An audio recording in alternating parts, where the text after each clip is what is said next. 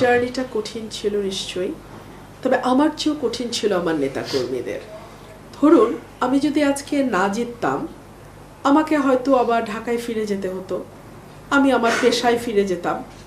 কিন্তু আমার এই যে এতগুলো কর্মী আপনি দেখতে পাচ্ছেন, সবাই বহিষ্কার হয়ে গেছে। এই 17টা বছর তারা এত শ্রম দিয়েছে, এত কষ্ট করেছে, ঘরে ঘুমাতে পারে নাই। কত কত কর্মী আমার বহিষ্কার হয়ে গেছে, তারা তো কেউ কোনো কষ্ট রাখে নাই মনে।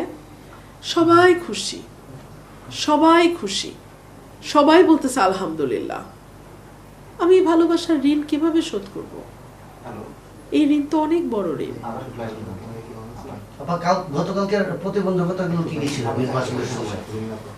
গতকালকে বিভিন্ন জায়গায় ভোট ছাপানোর চেষ্টা হয়েছে দুপুরের পর, রেজাল্ট আটকে রাখার চেষ্টা হয়েছে। এমনকি আমি নিজে গিয়ে উচালিয়াপাড়া কেন্দ্রে আমাকে খেজুর গাছের কর্মীদের সাথে আমি মারামারি করেছি, আমি নিজে মারামারি করেছি।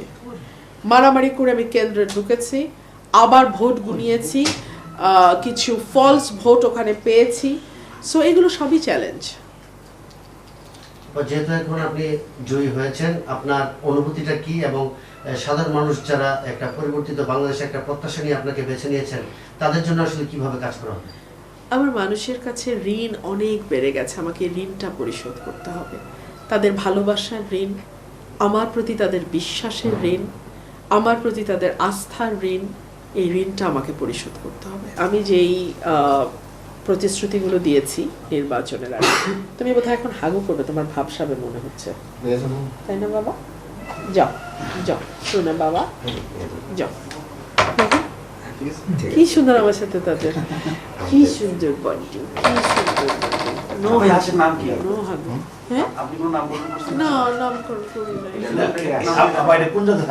আমি জানি না, এটা আমাকে একজন ভক্ত দিচ্ছে।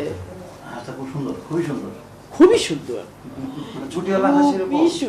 এবং সে জানে সে সুন্দরী, সে জানে সে সুন্দরী। সে যখন আমার তাদের সুইমিং পুল আছে, এখন তুমি হাগু করবে না এখানে, সে জানে তার সুইমিং পুল আছে, সেখানে সে যখন নামে সে অন্য হাসিবেন রাজহাঁস গুলাকে দৌড়ায় দেয়।